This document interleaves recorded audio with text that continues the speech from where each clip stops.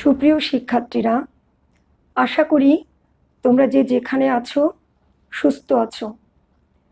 আসলে এই পরিস্থিতিতে শুধু একটা কাজই করতে পারি, দূর থেকে তোমাদের জন্য মঙ্গল কামনা করতে পারি, তোমাদের পরিবারের সুস্থতা কামনা করতে পারি।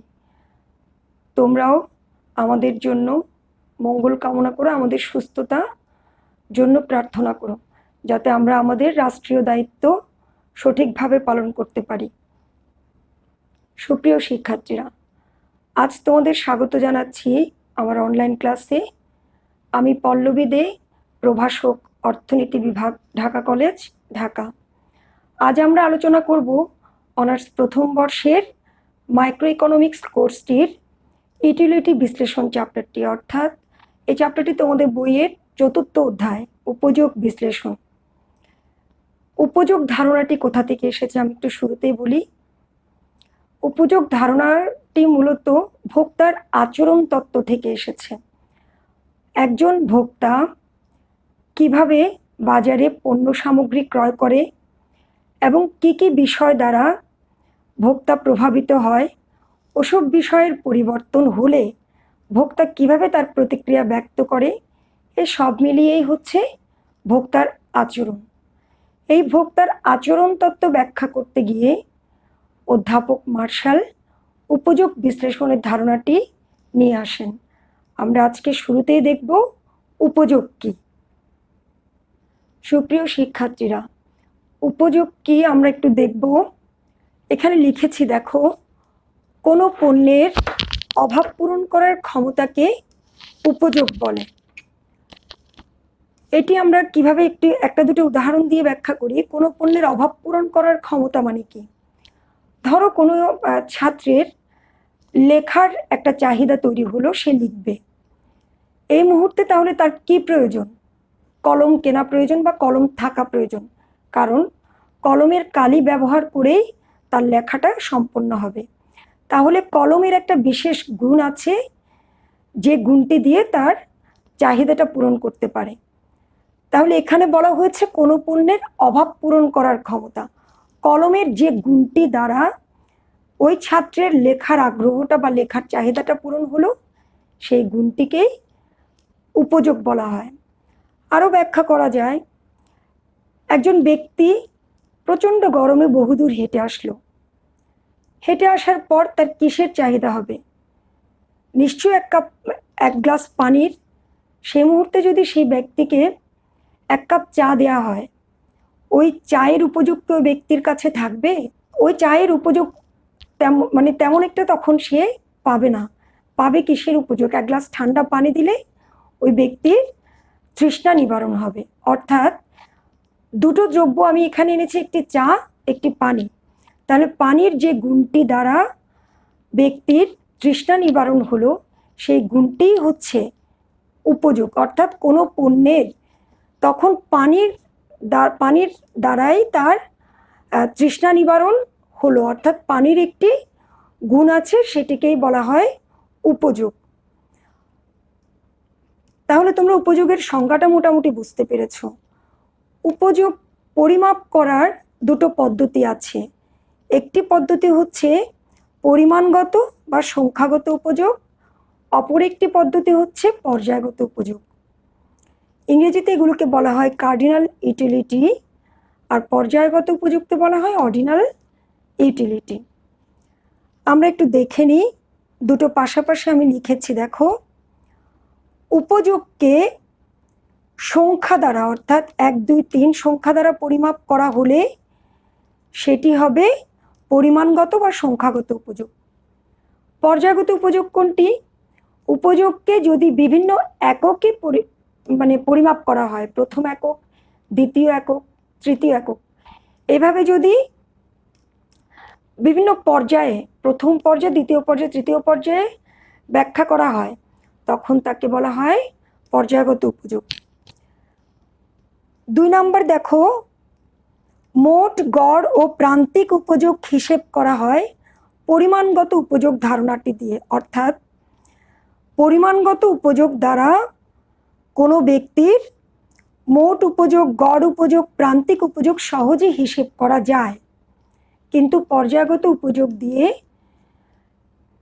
মোট উপযোগ, প্রান্তিক উপযোগ এবং গড় উপযোগের ধারণাটি হিসেব করা সম্ভব হয় না। মার্শালের প্রান্তিক উপযোগ বিশ্লেষণে মূলত পরিমাণগত উপযোগ ধারণাটি ব্যবহৃত হয়। অধ্যাপক হিক্সের নিরপেক্ষ রেখা বিশ্লেষণ করতে গিয়ে পর্যায়গত উপযোগ ধারণাটি ব্যবহৃত হয়। কার্ডিনাল পরিমাপ অর্থাৎ বিভিন্ন পণ্যের বস্তুগত পরিমাপের ক্ষেত্রে এই ধারণাটি অধিক প্রযোজ্য। আর অবস্তুগত বা মনস্তাত্ত্বিক কোনো বিষয়কে যদি আমি পরিমাপ করতে যাই তখন অর্ডিনাল উপযোগ ধারণাটি ব্যবহার করা হয়। সুপ্রিয় শিক্ষার্থীরা, এই হচ্ছে পরিমাণগত এবং পর্যায়গত উপযোগের একটি সামগ্রিক ধারণা। এরপরে আমরা একটু দেখি উপযোগ পরিমাপের একক হচ্ছে ইউটিল। উপযোগকে ইউটিল দ্বারা পরিমাপ করা হয়। এখানে আমি লিখেছি উপযোগ অপেক্ষক, ইউ সমান function of Q A P A T A. এইগুলো কি, প্রতীকগুলো কি? ইউ হচ্ছে ইউটিলিটি বা উপযোগ, ফাংশন হচ্ছে নির্ভরতার চিহ্ন, কিউ এ হচ্ছে এ একটি দ্রব্য, এ দ্রব্যের পরিমাণ, এ দ্রব্যের দাম, এ দ্রব্য সম্পর্কিত ভোক্তার রুচি ইত্যাদি আরও অনেক বিষয় এখানে আছে। যে বিষয়গুলো দ্বারা উপযোগ প্রভাবিত হয় সেটি যদি কোনো গাণিতিক বিশ্লেষণের গাণিতিক ব্যাখ্যার মাধ্যমে ব্যাখ্যা করা হয় তখন এই সম্পর্কটাকে উপযোগ অপেক্ষক বলে। সুপ্রিয় শিক্ষার্থীরা, তাহলে আমরা এখানে দেখলাম উপযোগ কি, উপযোগকে আমরা কীভাবে পরিমাপ করতে পারি, উপযোগ অপেক্ষক কি এবং উপযোগ পরিমাপের একক কি। এর পরবর্তী পেজে আমরা চলে যাই। সুপ্রিয় শিক্ষার্থীরা, অধ্যাপক মার্শালের উপযোগ তত্ত্বে উপযোগ ধারণাকে ব্যাখ্যা করা হয় সংখ্যাগত উপযোগ হিসেবে। আমি একটু আগে দেখিয়েছি অধ্যাপক মার্শাল উপযোগ ব্যাখ্যা করতে গিয়ে মূলত উনি দেখিয়েছেন সংখ্যাগত উপযোগের কথা। তো সংখ্যাগত উপযোগকে তিন ভাগে ভাগ করা যায়। একটি হচ্ছে মোট উপযোগ, আরেকটি গড় উপযোগ এবং প্রান্তিক উপযোগ। মোট উপযোগ কি? মোট উপযোগ হচ্ছে কোনো পণ্যের বিভিন্ন একক ভোগ করে যে উপযোগ পাওয়া যায় তার সমষ্টিকে মোট উপযোগ বলে। যদি এ পণ্যের পরিমাপ করা হয় তাহলে কি দেখা যায়? ভোক্তা এ পণ্যের বিভিন্ন একক ভোগ করলে তার টোটাল ইউটিলিটি দাঁড়ায় TUA, total utility of A product equal to UA1 plus UA2 plus UAN। এখানে TU হচ্ছে এ পণ্যের মোট উপযোগ, UA1 হচ্ছে প্রথম একক ক্রয় দ্বারা প্রাপ্ত উপযোগ, UA2 হচ্ছে ভোক্তা দ্বিতীয় একক ক্রয় করার পর প্রাপ্ত উপযোগ। এবং এভাবে যদি ভোক্তা n সংখ্যক দ্রব্য ক্রয় করে সেক্ষেত্রে nতম একক ক্রয় দ্বারা ভোক্তার প্রাপ্ত উপযোগ। এগুলোকে টোটাল যোগ করে আমরা যে উপযোগ পাবো সেটাকে বলা হয় মোট উপযোগ। গড় উপযোগ ধারণাটি কি? মোট উপযোগকে পণ্যের পরিমাণ দিয়ে ভাগ করলে যে ফলাফল পাওয়া যায় তাকে গড় উপযোগ বলে। গড় উপযোগকে অ্যাভারেজ ইউটিলিটি হিসেবে ধরা হয়। অ্যাভারেজ ইউটিলিটি সমান total utility divided by n। n হচ্ছে পণ্যের পরিমাণ। এবার দেখছি প্রান্তিক উপযোগ কি।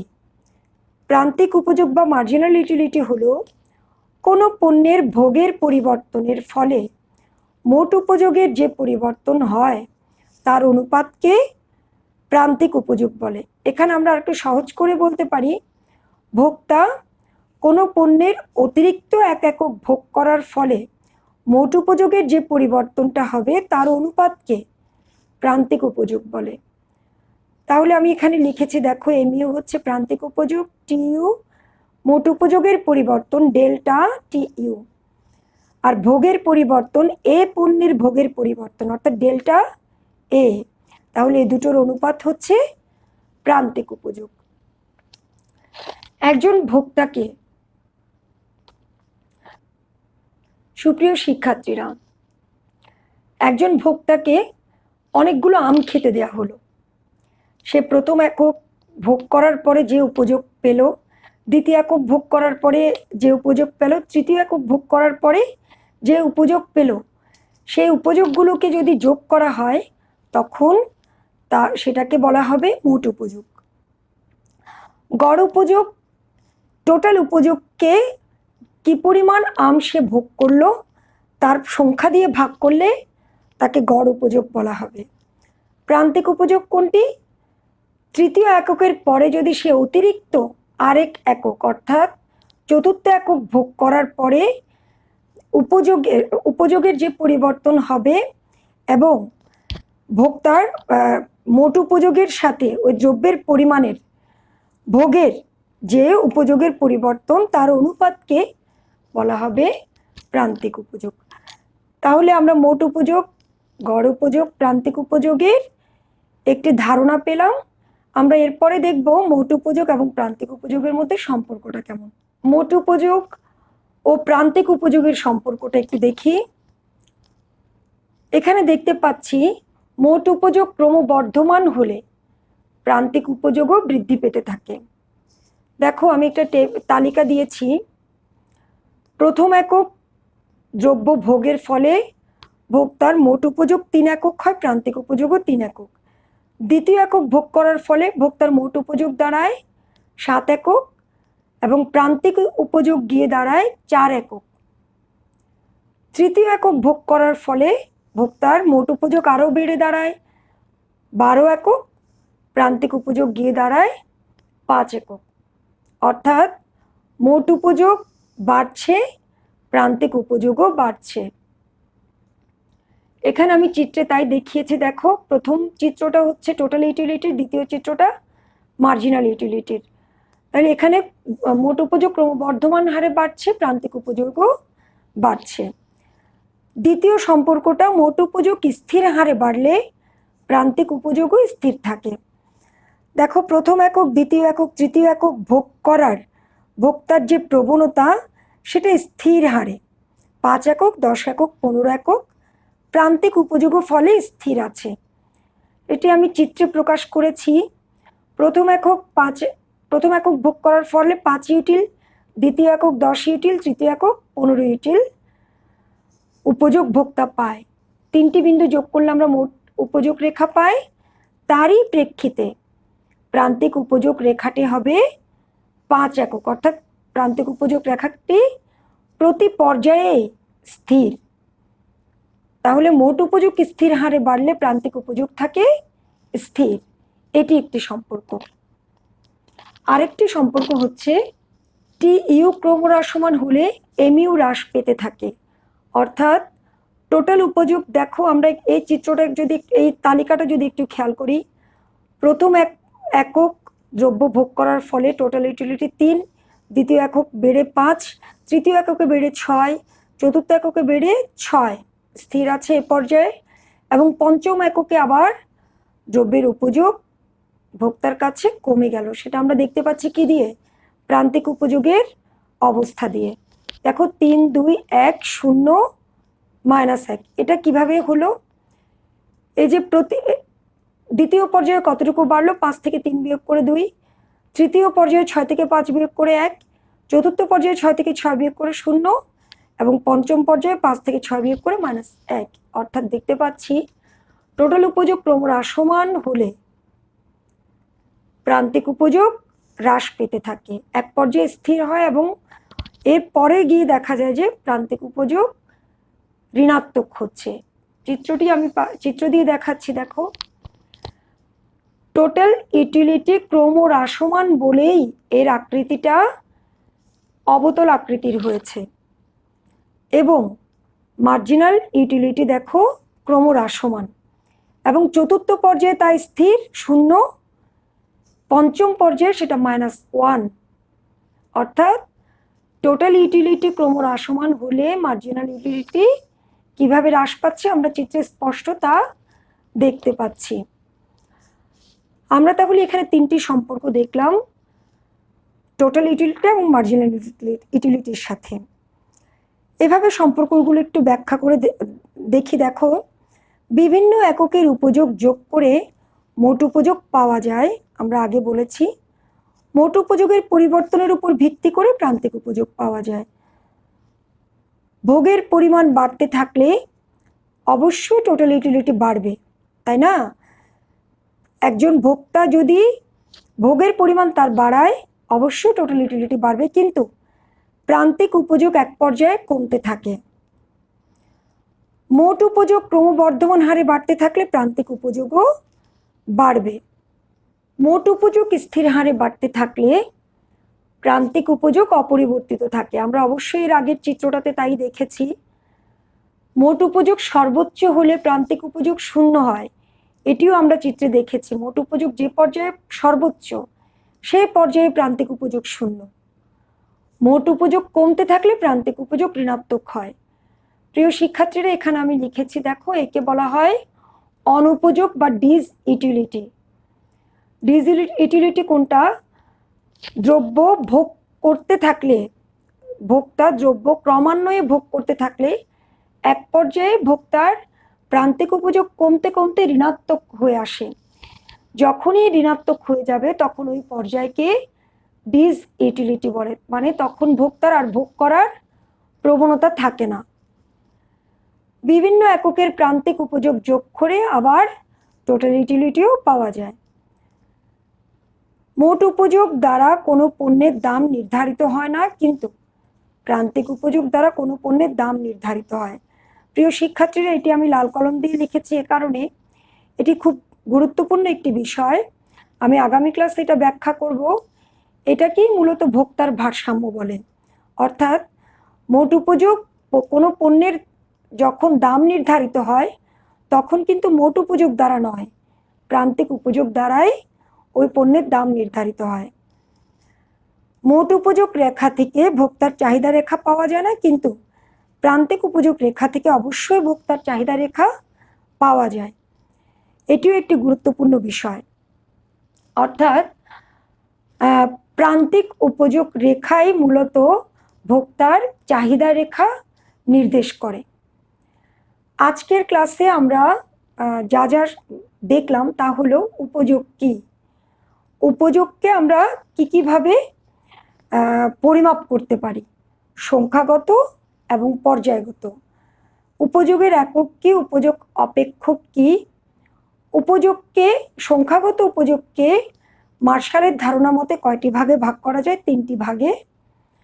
প্রত্যেকটি ভাগের ব্যাখ্যা দেখেছি এবং চিত্রসহ ব্যাখ্যা দেখেছি, এবং টোটাল ইউটিলিটির সাথে মার্জিনাল ইউটিলিটির সম্পর্কটা কেমন সেটা ব্যাখ্যা করেছি। সুপ্রিয় শিক্ষার্থীরা, আমার আজকের ক্লাস এ পর্যন্তই। তোমরা আগামী ক্লাস পর্যন্ত অবশ্যই তোমরা ভালো থেকো, সবাই সুস্থ থেকো। আমার ক্লাসটি দেখার জন্য তোমাদের সবাইকে ধন্যবাদ।